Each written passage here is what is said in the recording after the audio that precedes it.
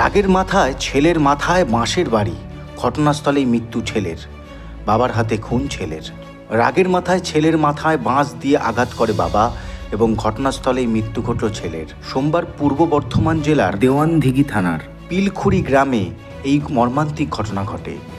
জানা যায় মৃতের নাম পিন্টু ধারা, বয়স 32। স্থানীয়দের মতে পিন্টু মানসিকভাবে কিছুটা ভারসাম্যহীন ছিলেন এবং প্রায়ই ঝামেলা সৃষ্টি করতেন। এমনকি নিজের স্ত্রীর সঙ্গেও তাঁর ঝামেলা ছিল এবং তাকে বাড়ি থেকে তাড়িয়ে দেওয়া হয়েছিল। ধান শুকোতে দেওয়া কেন্দ্র করে পিন্টু ও তার বাবা দশরথ ধারার মধ্যে বচসা শুরু হয়। অভিযোগ, পিন্টু তার বাবা দশরথকে বটি দিয়ে আঘাত করতে যান। তখন রাগান্বিত হয়ে দশরথ বাঁশ দিয়ে পিন্টুর মাথায় আঘাত করেন। সেই আঘাতেই পিন্টু মাটিতে লটে পড়েন এবং ঘটনাস্থলেই তার মৃত্যু হয়। ঘটনায় পুরো এলাকা শোকস্তব্ধ হয়ে পড়ে।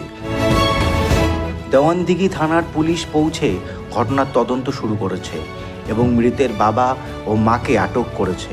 ধান মিল ছিল এখানে, ধান মিলতে মিলতে বোধহয় বাবাটাকে বোধহয় কাটতে যাচ্ছিল বটি করে। কে কাটতে? ওই বেটাটা, ওই যাকে মেরে দিয়েছে। কি নাম তার?